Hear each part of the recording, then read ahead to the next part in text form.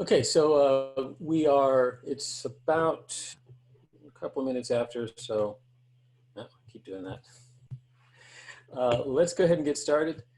Let me welcome you all to the third Deal Deep Dive Live Zoom call. My name is Mitch Messer. I am with Home Pride Properties, coming to you live from lovely downtown Clovis, New Mexico.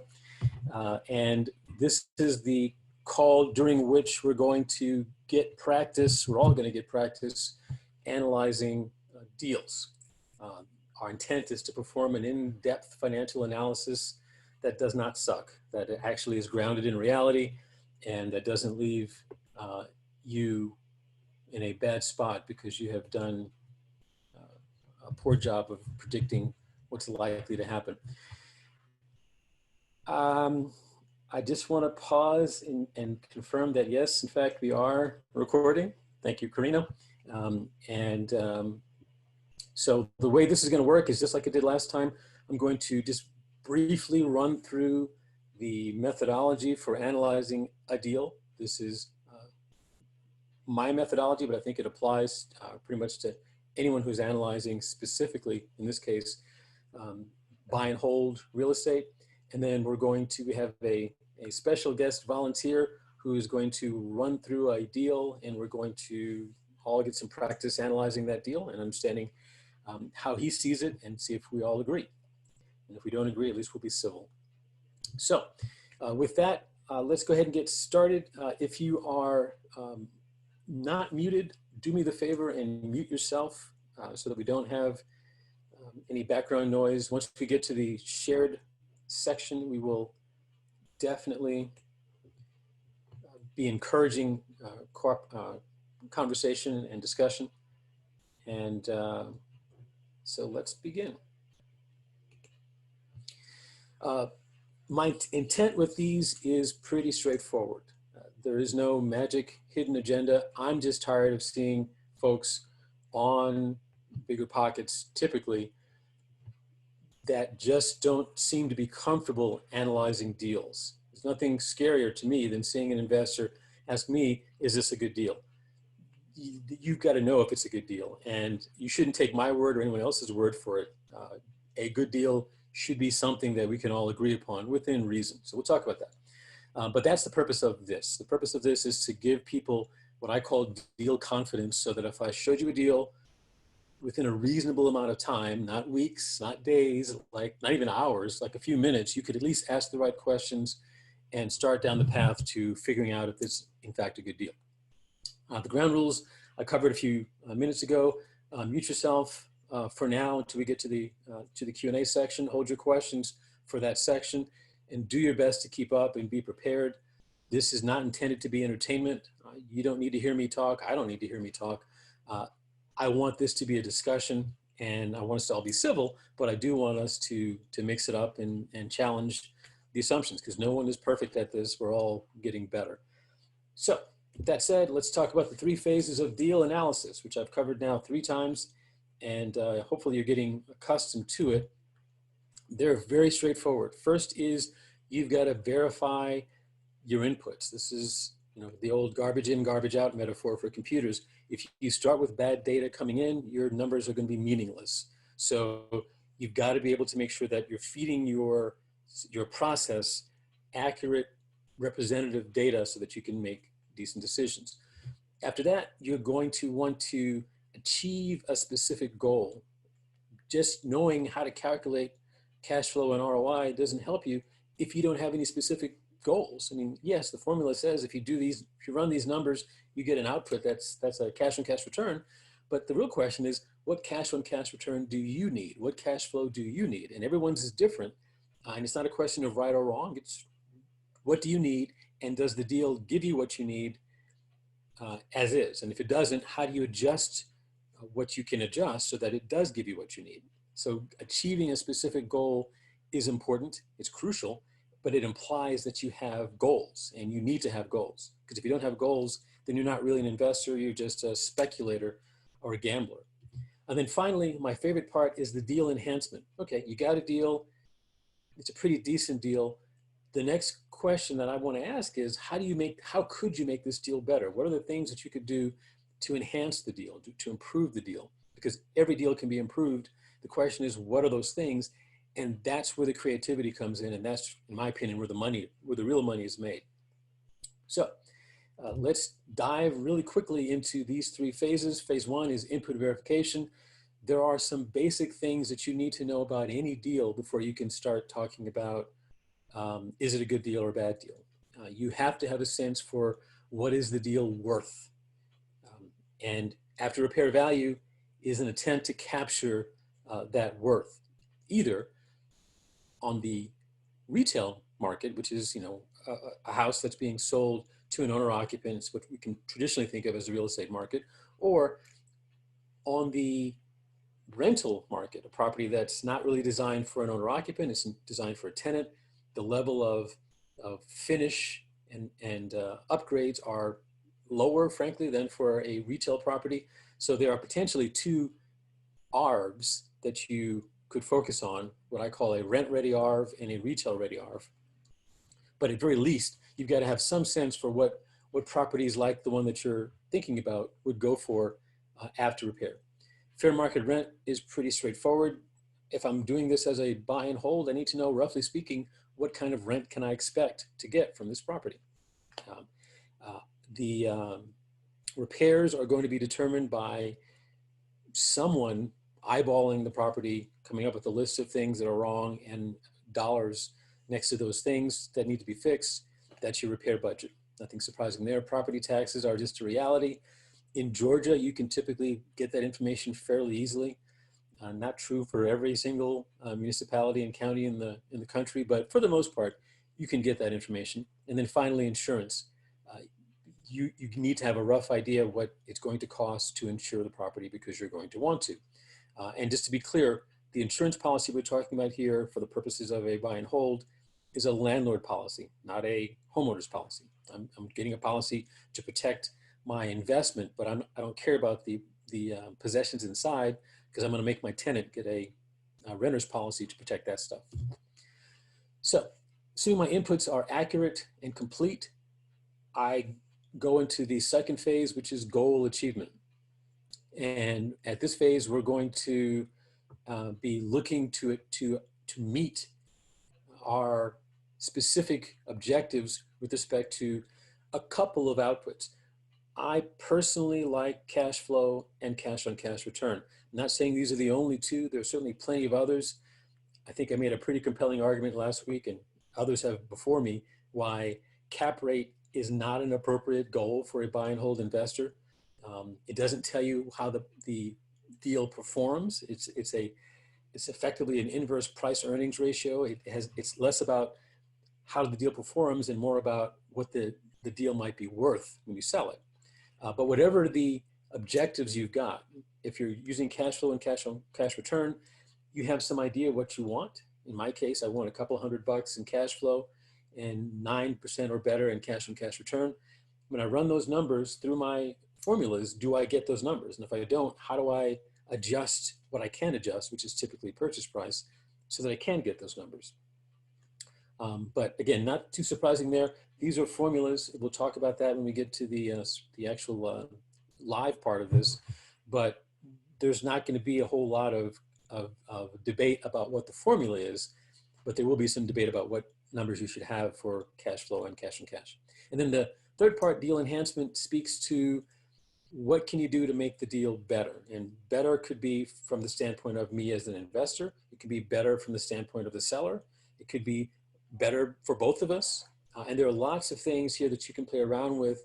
We talked last week about the idea that oftentimes when you're buying a deal from a seller, people assume that the seller wants and needs all their money up front. That may or may not be true. And in fact, if it's a sizable chunk of money that they're going to receive at closing, from a tax standpoint, they may not want all that money right now. They may want to spread that over time to minimize their tax impact. So there could be things that you could do to structure that deal to give the seller what they want and help you at the same time.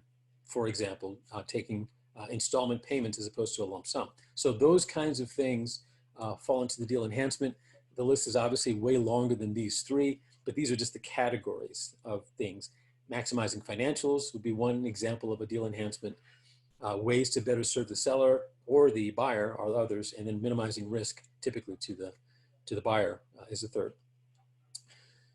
Okay, so that's not bad, 12 minutes. For today's deal, it's one in Tampa, Florida.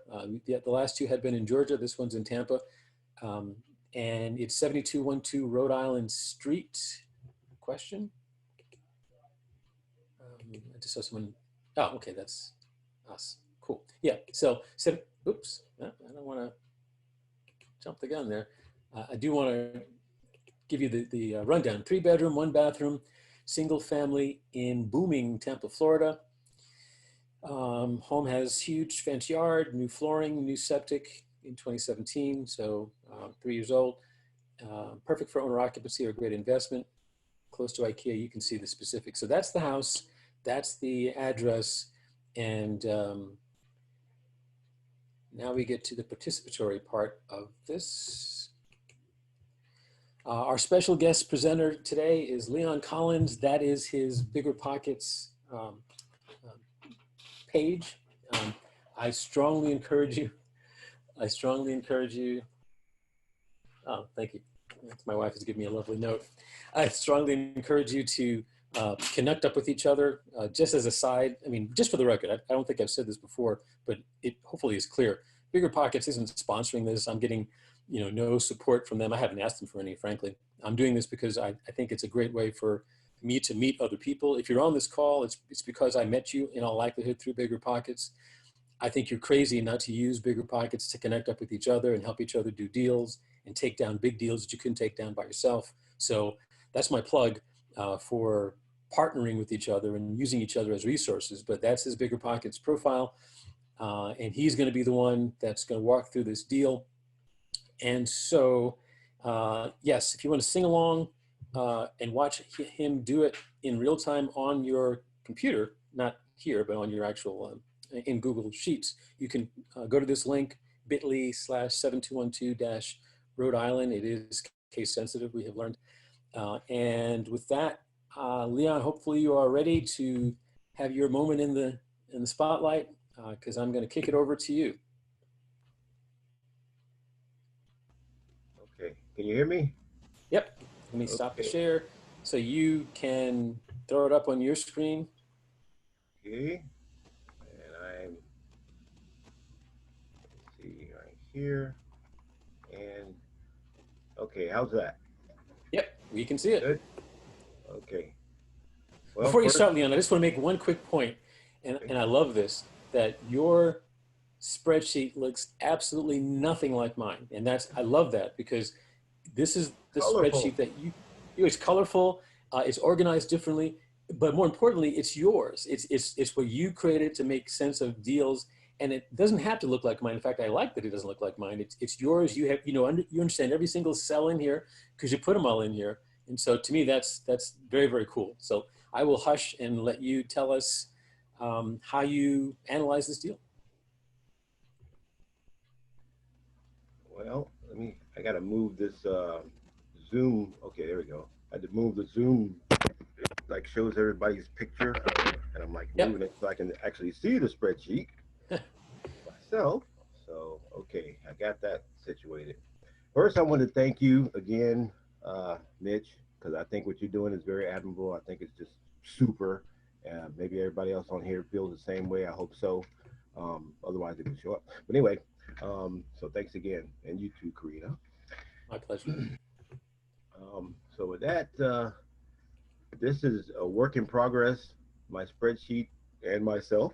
I'm a rookie. I haven't bought my first property yet, so I've just been studying, been on Bigger Pockets, listening to podcasts like crazy and all that, trying to learn as much as I can.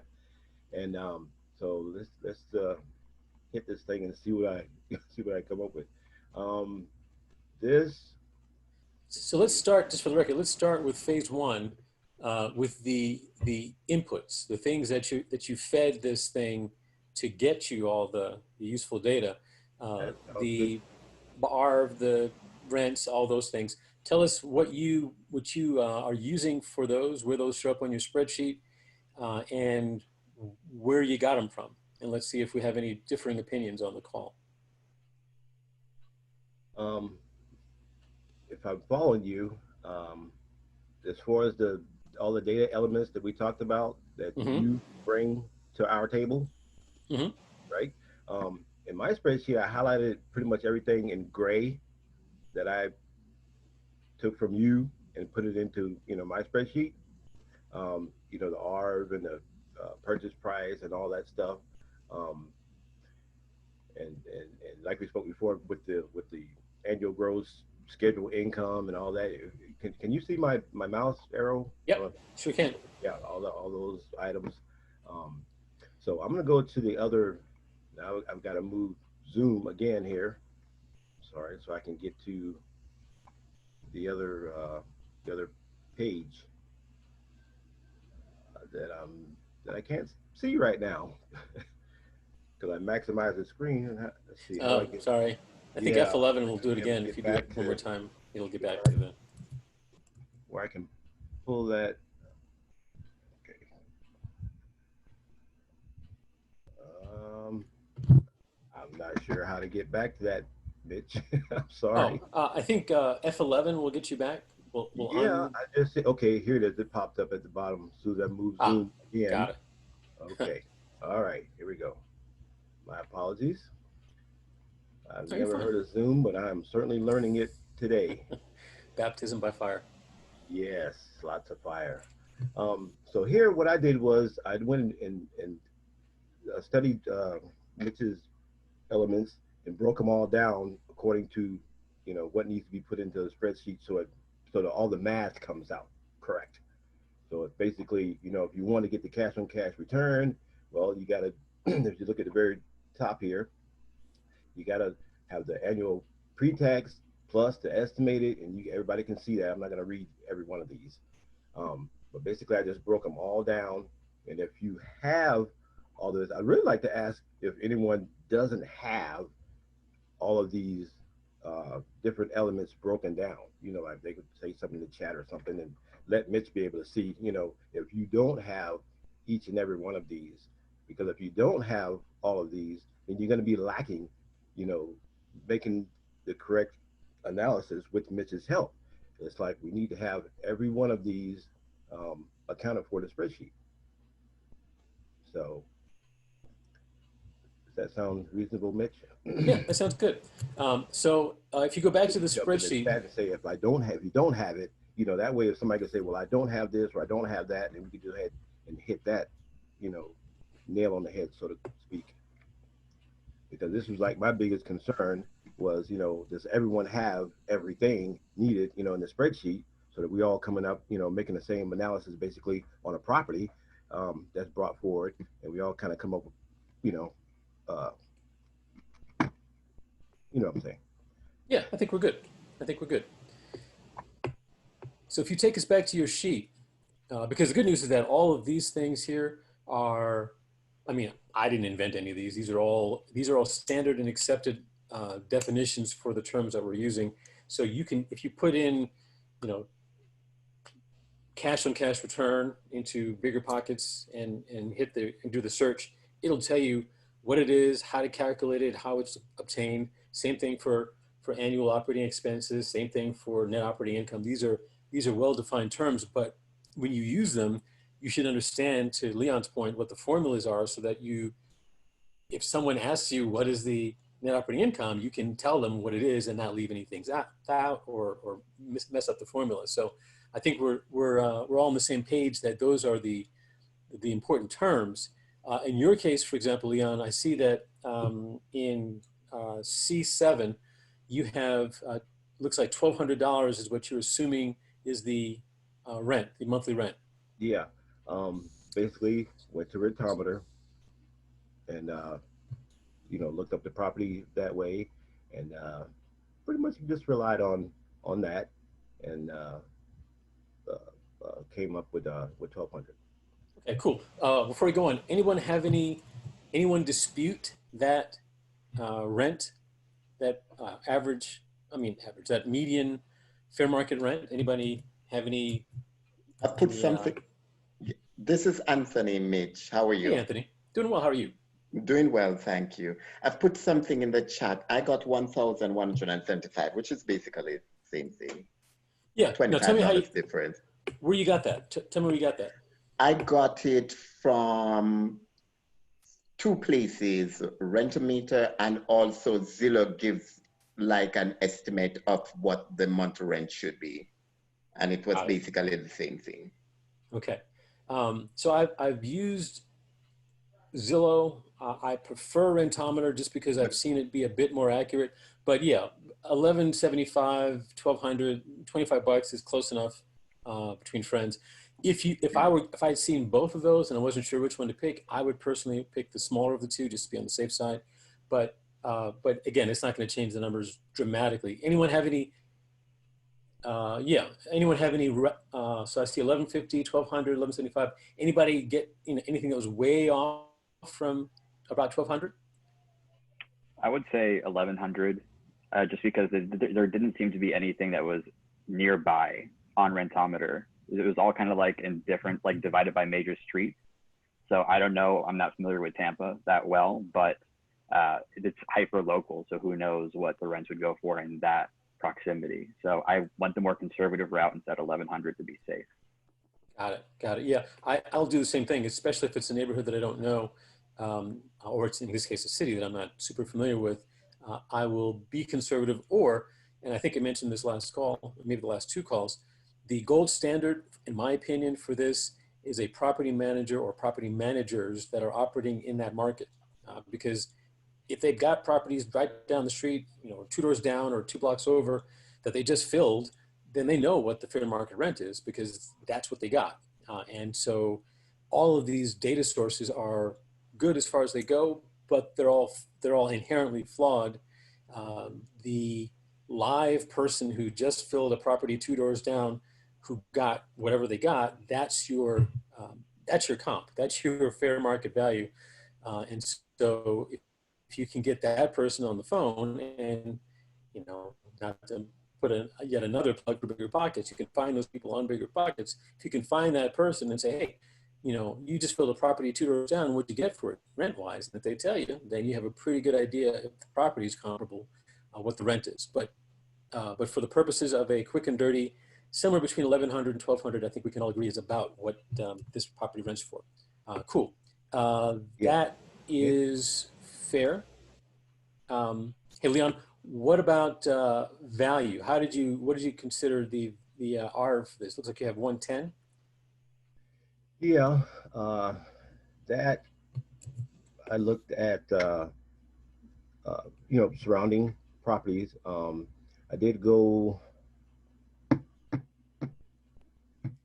I can't recall where I went on. I'm sorry. I believe I went on, I can't recall. I'm sorry. Okay, no worries. Well, here's the question. I mean, the good news is that you've got the wisdom of the crowd. You got. I did look at surrounding properties somewhere. Oh, I did look on the property, not property appraisal. Jesus, I'm sorry. But anyway, I did look at surrounding properties, and I was able to see recent sales, and also current home prices. So I did factor that in. Okay. Anyone out there sees a radically different ARV? This is Anthony. I might be talking too much now. No, this not is at all. my I am way off on the ARV. First of all, I could hardly find anything which is comparable that was sold in that area recently. The two properties that I saw that were sold, one was for 63,000, and I'm talking same 3 bedroom, 1 bath, and it was 910 square foot, and another one was for like 64. So I just said the ARV was like around 65,000. I was way off. I don't know. Well, you were just different. I'll be honest. When I did the analysis, I saw a lot of properties sold, but there aren't a lot of 3-1s. That is Most of the things that I correct. saw that sold were way larger. So when I see that, you know, the again, the gold standard for that is to calculate dollars per square foot and then normalize the dollars per square foot across the properties. And so I was leaning more towards maybe on a good day, a $70,000-$80,000 ARV. It is a tiny house. Let's just be honest. 980 square feet is pretty small. And there's for example, the house next door, I think was like, even Zillow was estimating it was like 100 and some odd, 120,000, but it was, I believe, a 4-bedroom, maybe a 5-bedroom house. So my only point is that you want to be really careful about making sure that your comps are in fact comparable, and you can't compare a 3-1 with a 4-2, even though they're physically close. They're two different kinds of houses. If you, again, here it's where it helps to have a friendly professional. If you've got a friendly real estate agent / broker who can pull recent sales, at least MLS sales, for the property, they can tell you what's sold. You can sort of kind of do that with Zillow by going to the neighborhoods, the little map that they have on there, and you can walk through each. It's just very tedious, but it can be done. It's a whole lot faster if you have a friendly agent that can just pull it up and tell you what's sold. Just keep in mind that everything that sells doesn't sell through MLS. So getting an MLS list of sales, things that sold through MLS, is not a complete list of everything. If you can see the actual tax records, which a lot of MLSs allow you to do, then you'll see every single thing that's sold. And if you can get that list, then you should be able to come up with an accurate list of comps. So on this one, I would have probably estimated a little bit lower than 100 and anything. Honestly, I would have probably been more like the 70s, maybe not on a good day range. Go ahead to say, anybody else see anything? I see Kevin got 100. Any other feedback on the ARV? Hey, Mitch, this is Brennan. I want to chime in. Brendan. So maybe I'm looking at the wrong property or something here, but on Zillow, within a few blocks, I'm seeing a couple fully renovated 3-bedroom, 2 baths, a little more square footage, but they're going for 190, 170. There's a 168. So I'm thinking, if you can somehow squeeze out another bathroom, you can get it up above that 100 mark, definitely. These other ones are 1,000 square foot, 1,000 square foot, 1,400 square foot. So, I mean, I do think you can get it over that 100,000 mark. You will need to fully renovate, and you will also probably want to put in another bathroom. Yeah. Now, just for the record, when I look at ARV, I look at not at the kind of repairs that I can make that are going to be not requiring a certificate of occupancy. So I'm not gonna give it a pass if it needs a whole new bathroom. That's a pretty major project. If it needs, an upgrade to the kitchen, then yeah, I would consider that to be a reasonable repair. But adding a whole new bathroom is in my mind a fairly non-trivial renovation. So I would probably not consider that to be fully comparable. But I see your point. I mean, you certainly could get there. And here's where it would be really, really important to understand the neighborhood, because this is what scares me about, for example, downtown Atlanta, is that you have in some neighborhoods $300,000, $400,000 properties, which in Atlanta is a big deal. And if you walk 2 blocks in the wrong direction, you're in the hardcore hood and stuff's going for $60,000. And if you look on a map, they look like they're close together, they're comparable. But anybody who knows that neighborhood will tell you that those are two completely, they're like miles, if not hundreds of miles apart in terms of perception. And so I don't know anything about Tampa. And so this would be where Leon would want to, in fact, I suspect he does, walk the neighborhood himself, get a hands-on, boots on the ground sense for what's really going on there. Well, and Leon, did you want to jump in? Neighborhood that I looked at, and I did speak to a property manager, but I didn't get into the rents so much. It was just more of his feel for that, that neighborhood, and I'm kind of familiar with that neighborhood. A lot of the homes are similar to this one, and my feeling is the rents is well, as far as the R, after repair value, that it could get somewhere. Maybe I'm a little bit high, but I think I'm pretty much in the ballpark. Is what's my feel. Sure, and that because the data that we're seeing on all these websites is historical data, 3, 4, 5, 6 months old. That's how we're seeing it on the web. So, 6 months from now, we'll be able to see how things really are right now. And so I'm prepared to, because this is not a market that I know well, I'm prepared to concede that there may be some growth here that I'm not aware of, and that wouldn't be hard to do because I don't know anything about Tampa. But okay, and again, because this is a buy and hold, the ARV is important. I just want to make sure that we're not paying more than ARV, but I'm not buying it for the value, the value as a fix and flip. I'm buying it for my ability to make money on this as a rental. So I'm not too worried about if I'm off, $10,000-$20,000. Let's talk about some of your, for example, taxes. I'm assuming you got that straight from the website. I don't know about anybody else, but that was really Oops. choppy. I didn't understand what you said, Mitch. Oh, there you are.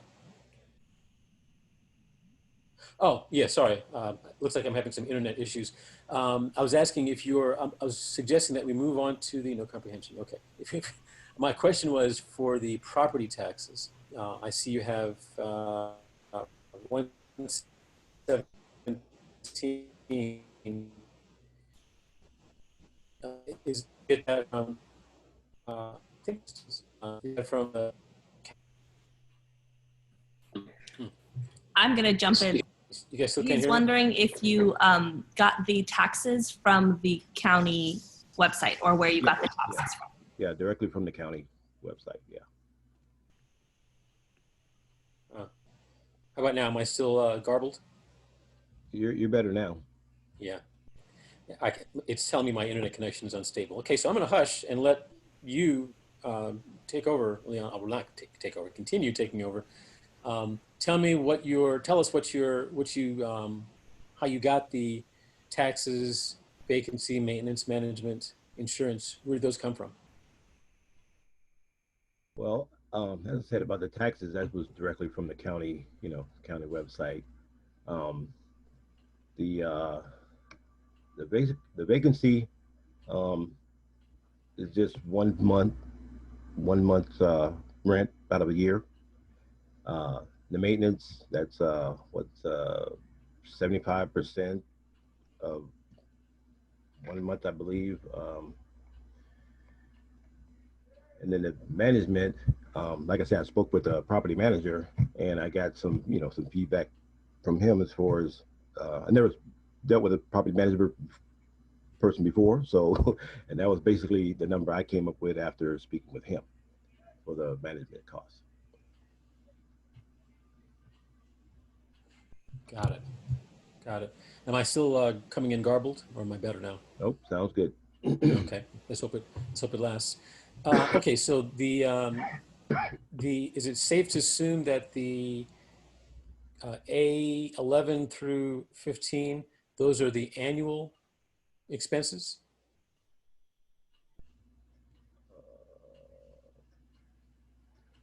Well, let me refer back to the other sheet real quick.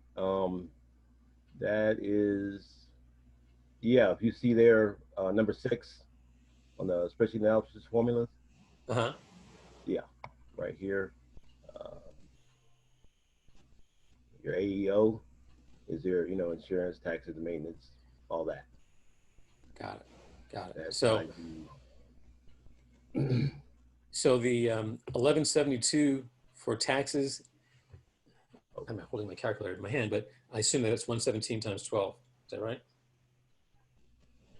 Yeah, yeah, on the taxes, yeah, annually. That's that's correct. And I have it broken down for the monthly taxes right there on $98 a month.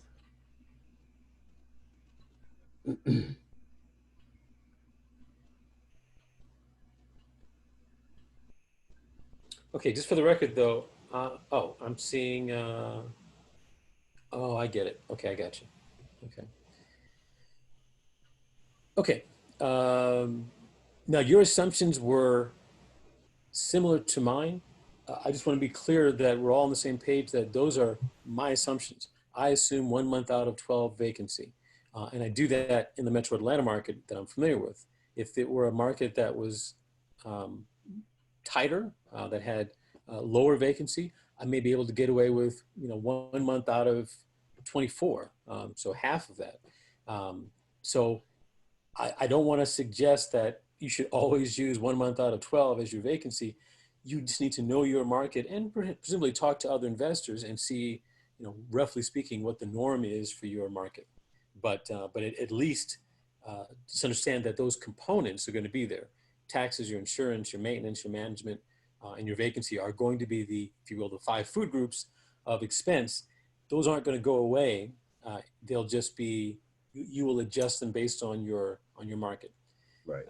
And if you're in a market that has additional expenses like snow removal or, I don't know, something that a cold weather climate would require, then you're going to have to deal with that as Put that in. well. You've got a question. Oops, you've got a question.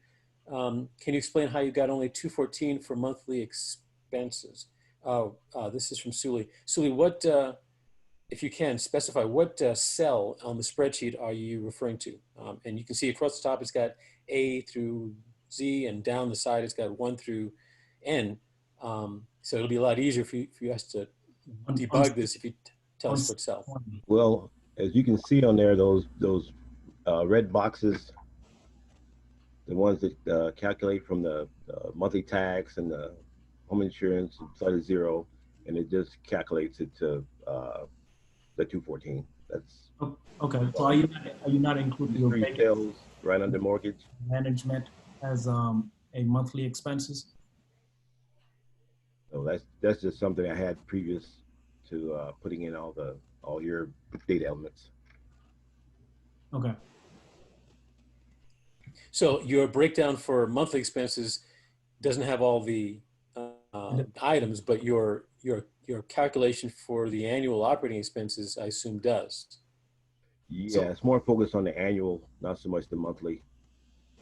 So, like I said, it's a work in progress. Can I ask why, if you don't mind, can I ask why you did not include the rest of those, such as vacancy, maintenance, and management? Only reason is because I include those in my spreadsheet. Yeah, and that's what he was just saying, that he, for the purposes of calculating the monthly expenses cell, he didn't include those. Probably it's an oversight, but in the annual expenses, that's in the gray boxes, it looks like he does have the totals for vacancy management, maintenance, taxes, and insurance. Yeah, it's more focused on the annual right now than it is for the monthly. Because before, I put in, Mitch's data elements. It was more focused on monthly, and I just removed some of that and implemented more annual, of an annual focus. Gotcha. Thank you. Appreciate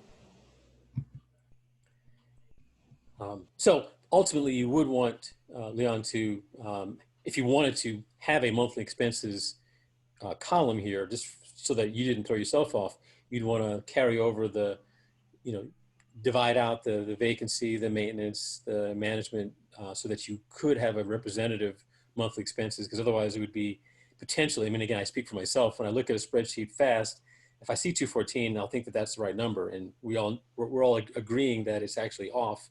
It would be 6472 divided by 12 would be the actual expenses, monthly expenses. That's right, and that's my plan. Cool. Someone's got Brendan's got a question or a statement. And again, I know, Leon, it's hard to look at the chat and do the presentation. So I'll just, I'll feed you the chat. That maintenance depends on the property. And then yes, if you just ran a full renovation, it's going to be lower than if you just took the property with deferred maintenance and put a tenant in it. And I completely agree.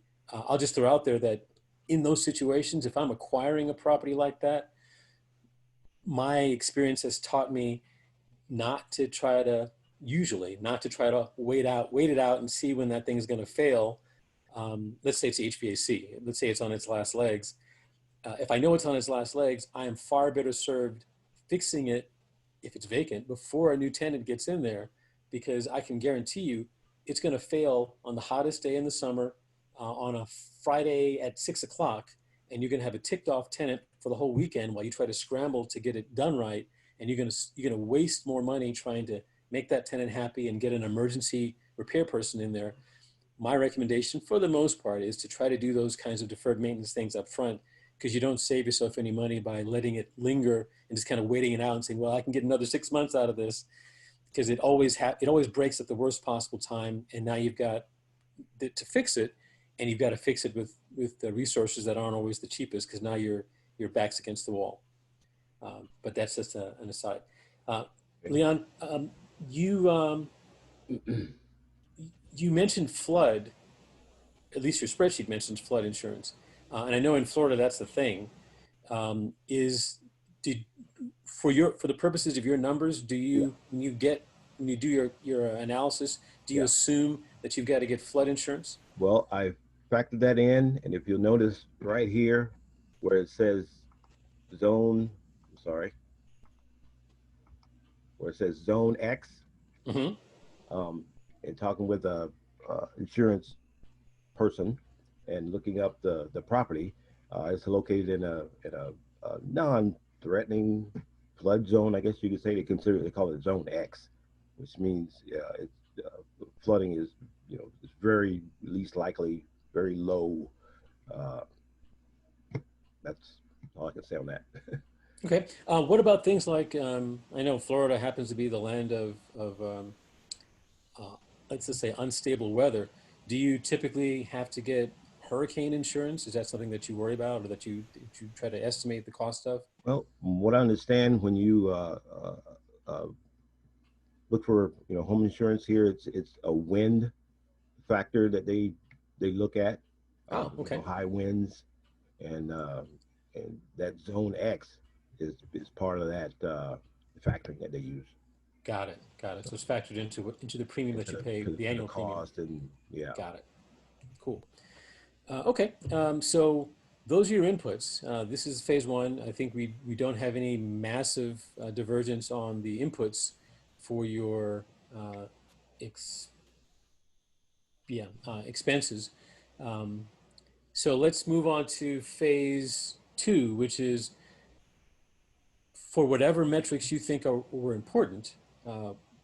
Does this, in its current state, does this meet your objectives?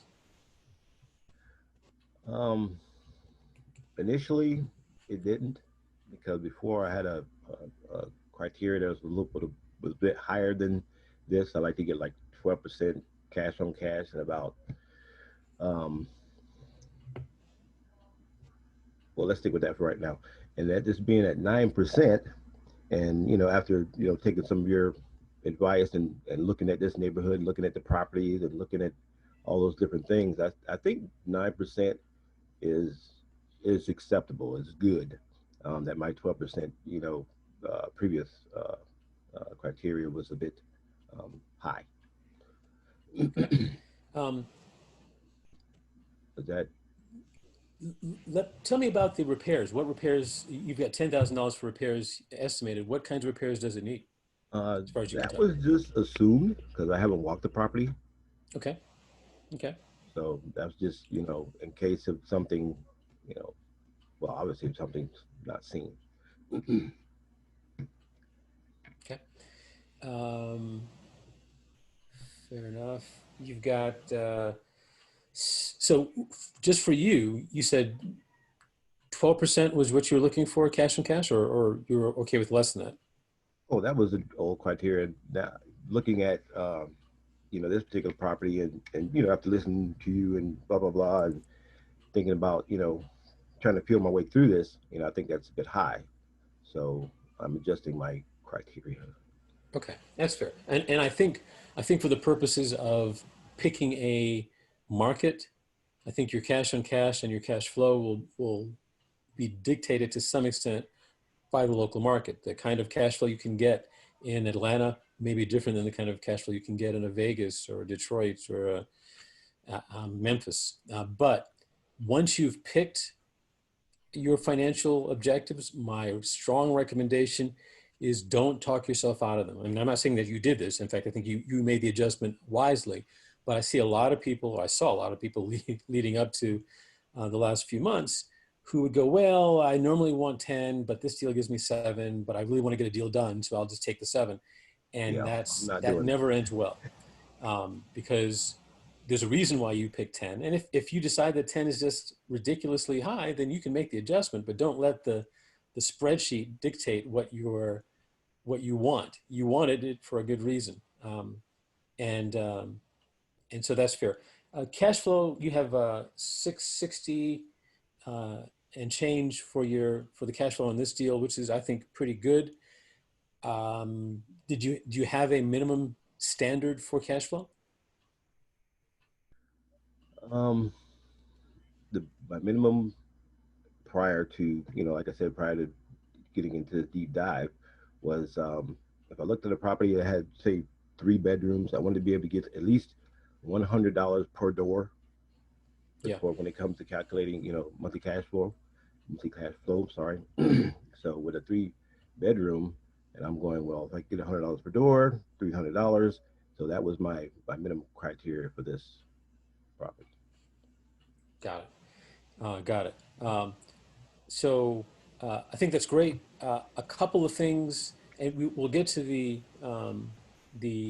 phase 3 in a minute, but I'll give you my feedback, and I welcome other people's feedback. I see that people are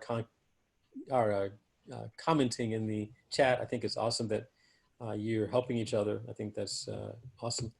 But I just wanted to make this comment. I generally speaking, and this is just me, but I have a good reason for it. I generally like to stay away from 1-bathroom properties. I think I mentioned this on the very first one. And the only reason for that, and again, that is also market specific. There are some markets where 3-1s are the standard. And so people are just used to 3-1s, and that's fine.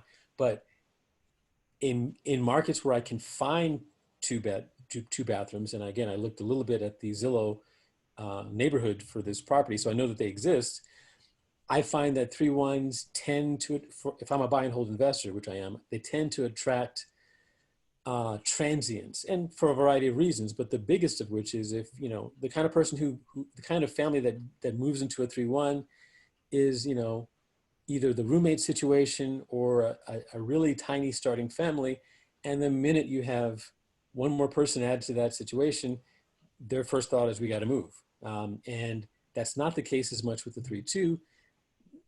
2 bathrooms can accommodate a whole mess of people. 1 bathroom is going to be a hardship. And I'm effectively right now living in a house that effectively has 1 bathroom shared by like 3 people, and it's a hassle. So I generally don't like to, as an investment, to look at 1 baths, just because while they're easy to get into, it's hard to sell it and it's hard to keep a tenant, a quality tenant in there for the long term, because oftentimes the minute their life circumstances change, they've got to move out because they need something bigger.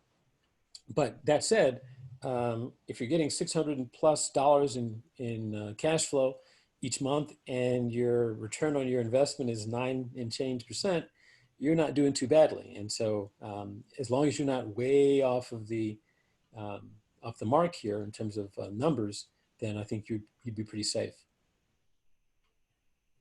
Okay. There looks like there's some. I'm trying to check the commentary. Some people are getting some different numbers. If, to the extent that you buy or accept the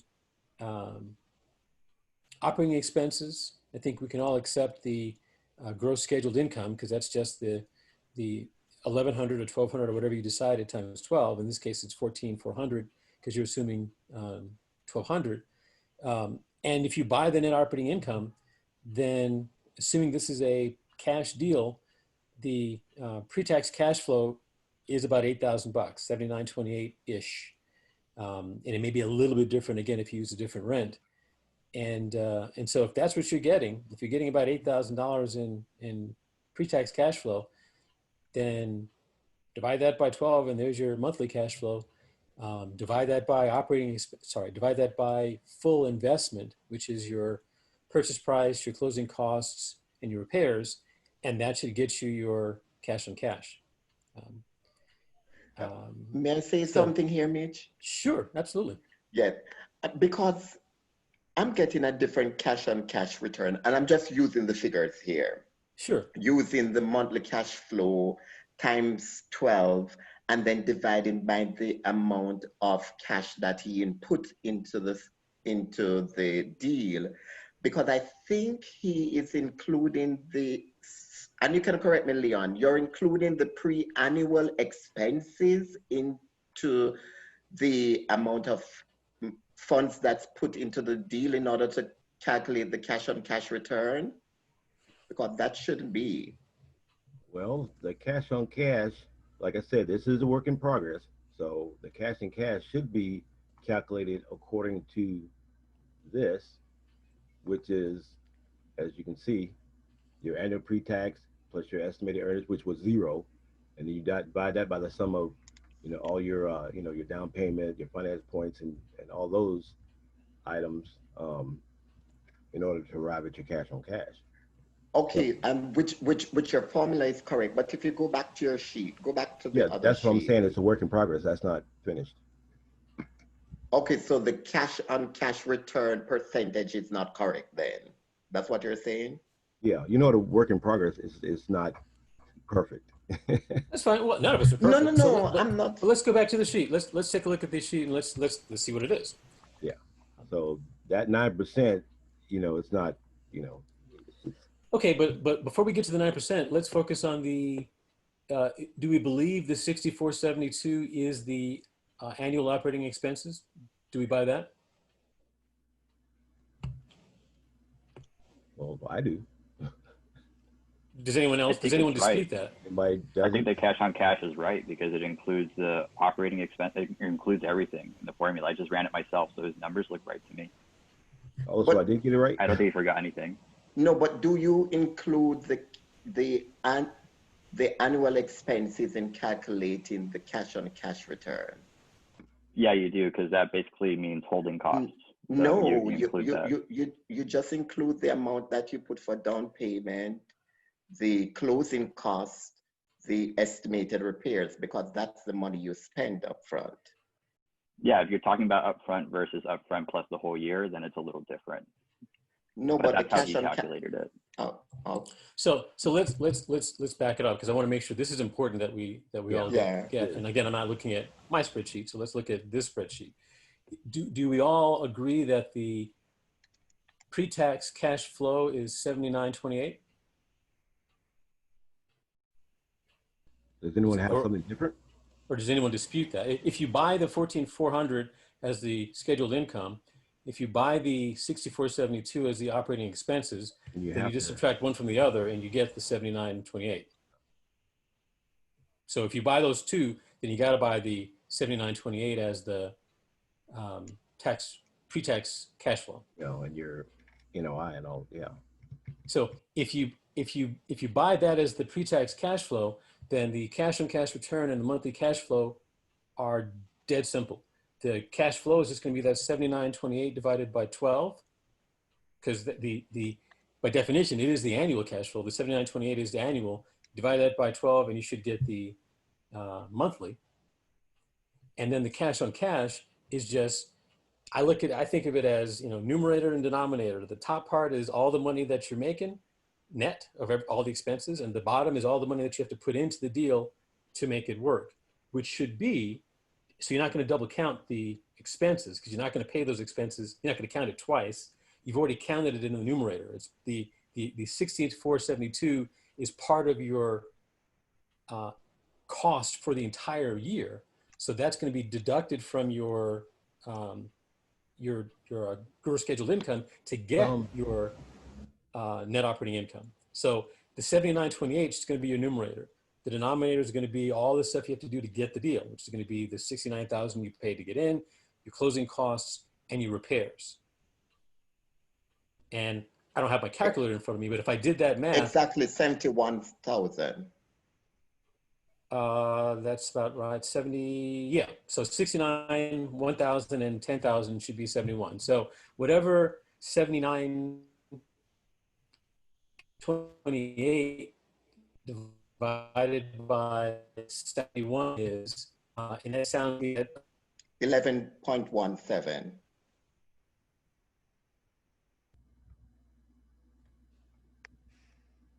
Uh-oh, we're losing you, Mitch.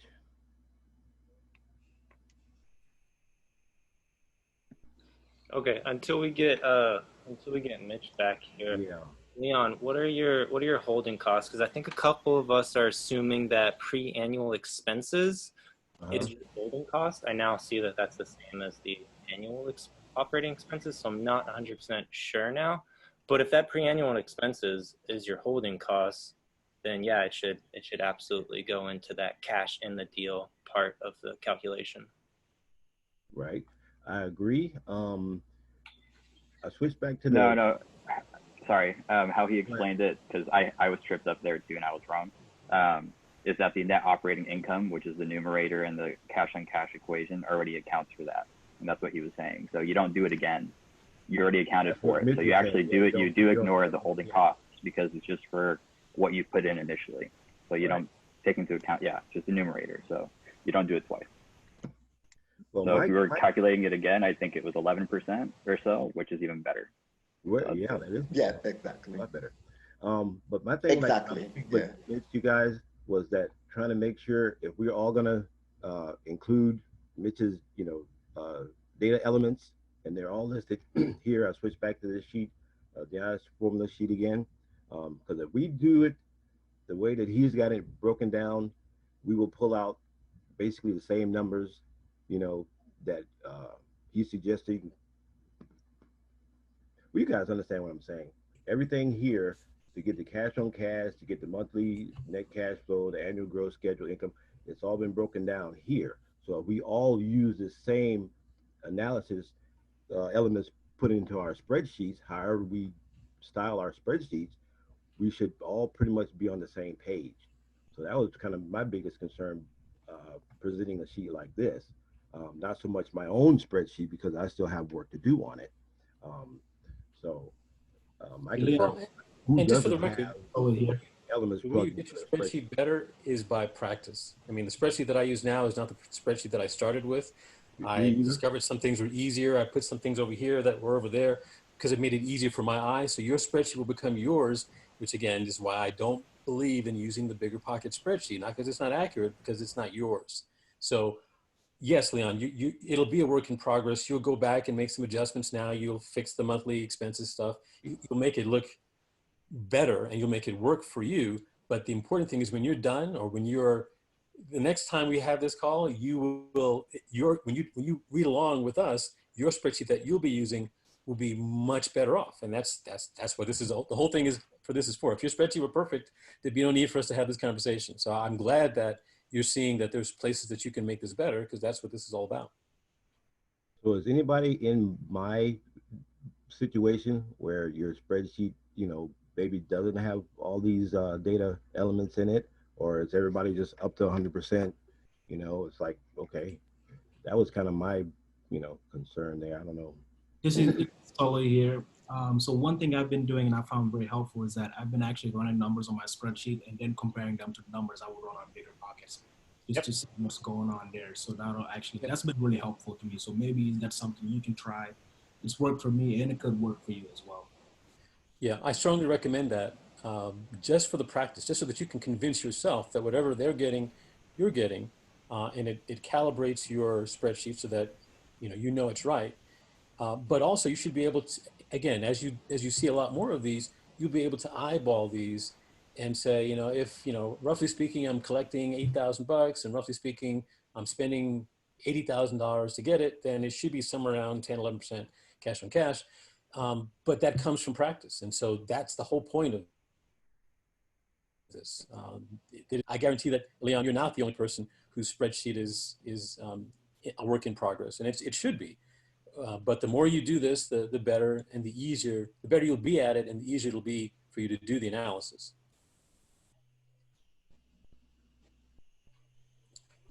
Okay, great. Any questions, comments? I got kicked off a few minutes ago and I'm back. So for some reason, my chat's not showing me all the historical chat. So if anyone has any comments, now would be the time, because we're just about hitting the hour mark. And I want to make sure that everybody has had a chance to express their concerns. 11.17 cash on cash is actually a pretty darn good deal. So that's exciting. Until have you any include, comments, concerns? I have a question. Yes.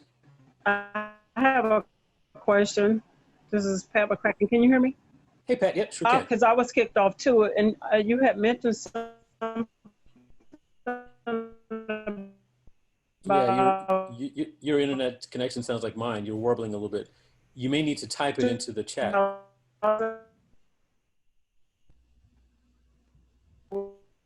Unless it's me. Can anyone hear Patricia? No, I can't hear. Okay, I can hear you, Leon, just fine. So, hey, Pat, if you type it into, well, you sounded fine just now, so maybe you can squeeze it out real fast if you ask it real quickly. Or you can type it into the chat. Usually the internet connection. You mentioned something about 7. Yeah, she's gonna have to type it in probably. Yeah, I can hear you. The first part of your conversation is fine, but then we lose you, like the second or third syllable. So if you can type it, Pat, you may be on a phone line and not able to type it. And also, if you hit me up after the call, I'll happily do my best to answer your question. Okay, so so first of all, Leon, let me thank you for being the first brave soul. As you will attest, it is not easy. It looks a lot easier going through this thing than it probably feels when you're doing it live. But I think you did a great job. I think, again, your spreadsheet will get better because of this. Is this, out of curiosity, is this a deal that you're seriously considering, or is this a deal that you have in your, Not seriously considered, because I only had one bathroom, so it was just one I just picked. Got it. Okay. Well, you came up with the deal. We did the analysis. We didn't spend a lot of time on the third phase. Let me just throw that out real fast because I do want to discuss it. And again, hopefully it won't kick me off. And that is because it is a one bath. I would probably, I think it was, I'm not sure who suggested it, but someone suggested, I apologize for not remembering who, that you could renovate this potentially to get another bathroom in there. So I'd probably want to see what that cost is. I'd probably want to ask my contractor, what would it cost to get another bathroom in there, just so that I knew. I, generally speaking, if they're asking $69,000 for 11% cash on cash, that might be something I'd be willing to consider. This might be a good deal as it is. I'd want to know things like how long it's been on the market. I'd want to get a sense for, I mean, I assume, I didn't ask you this, Leon, but I assume this is it vacant as far as you know? Yeah. Oh. I believe it's, I want to say it's occupied. Okay. But it may be in fact vacant. Not okay. Sure. Well, I mean, those are the kinds of things that you might want to, that you would want to know before you made your offer, because it would adjust, it would impact what kind of offer you'd made. Especially nowadays, I would. Vacant. It is vacant. Okay. Ben, I definitely would want to have a conversation, because whoever's got this property is making nothing on it right now, and so you can't make nothing on a property for very long without becoming a bit more motivated. I will throw out there that a lot of landlords are in the process now of trying to sell properties that they had been in for a while. And so it is always worthwhile to ask the question, do you need all your cash at closing? Because oftentimes the answer is going to be no. So just because they're asking $69,000 doesn't mean that they need all $69,000 at the time of closing. And if this person only needed, say, 10%, $7,000 to buy a motorcycle or whatever, then you might be able to structure a deal that pays them $7,000 for the motorcycle, and the balance over time that makes this a financed deal, which is of course going to be far more appealing for you from a cash on cash Yeah, that would be cash flow what I standpoint. thought would be seller finance, definitely. You know, be able to talk to them on that angle first. Yeah, and the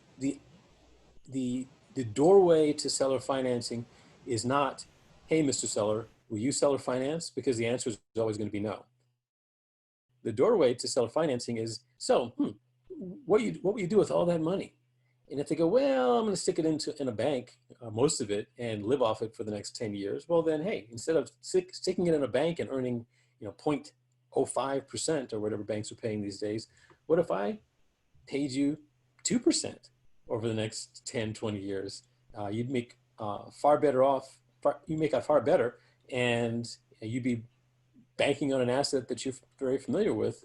Yeah, I And believe that would be the angle, like you're saying. You know, you don't hit them with the term seller finance. You just yeah, talk to no, them, and create a relationship where it's like, okay, let's just talk about your that's money. exactly right. We're just talking. And if that doesn't work for you, no harm done, but there's no harm in asking. And if you don't ask, hardly any seller is going to say, oh, by the way, I only need 10% of this. How about you only pay me 10% and I go from there? That's never going to happen, or rarely going to happen, hardly ever going to happen.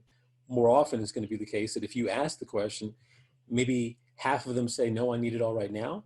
But the half that don't, those are owner finance deals that you would never have come across if you hadn't asked the question. Cool. Well, I know we're past the hour mark. So again, Leon, thank you so much for doing an excellent job. For those of you who are on the call still, looks like we've got some folks, pretty much everybody's still here. We do need more volunteers. We've got somebody for next week, but we need someone for the weeks after that. My intent is to do these for as long as they're of value, or at least between that and my birthday, which is the first week of July. So at least for the rest of this month or the rest of June is how often I plan to do these. And as long as people are getting something out of it. If no one is getting anything out of it, then I'll stop. But if you do want to volunteer, then my request for you is to email Karina at karinad@home-pride.com. She'll need the address of the property from you so that we can put that in the reply that people get when they sign up, so that they'll know to do their homework in advance. And then we'll just need to, we'll talk to you in advance before the call, once we pick out a date for you, so that you'll know how to navigate the Zoom screen and such. Andy, thank you for volunteering. So we'll take as many volunteers as we can get. Just email Karina with the address of the property, and we'll schedule you in the order that you're volunteering. The next call is going to be June 4th. Karina has put the link in the chat. It's really easy. It's bit.ly/all caps DDD, capital J, lowercase UN 4 for June 4. That's a week from today. I do hope this is helpful for you. I'll tell you that this is exactly how I got good at it, practice and doing it over and over again. But it's not just practice, it's practice in an environment where people can challenge your assumptions and challenge your math and challenge your strategy. And so I think you'll get there a lot faster in this environment than you will doing it by yourself. If there's no questions, then thank you all for showing up. Thank you, Karina, for making sure I didn't cancel the recording. I see it is merrily recording along here. And we'll see all of you on the next call. If you know anybody who could benefit from this, because it's free, as long as you warn them that this is not intended to be entertainment. If they're just going to come on here and not contribute something, and contribution could be a great question. It doesn't have to be that you know all the answers. No one knows all the answers. I don't even pretend to know all the answers. But if you can ask a good question or make a good point or make a good suggestion, then you're welcome. I just don't want dead weight. I don't want this to be people watching a screen with a bag of popcorn in their hands and not engaged, because this is serious business. This is how I and many of you either make a living or plan to make a living. And I take this seriously, because this is the difference between those who succeed in this business and those who fail.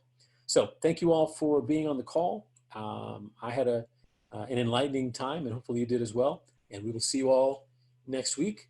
Feel free to share the registration link with anybody you think is worthy who could benefit from it, and we'll take it. We'll see you next week.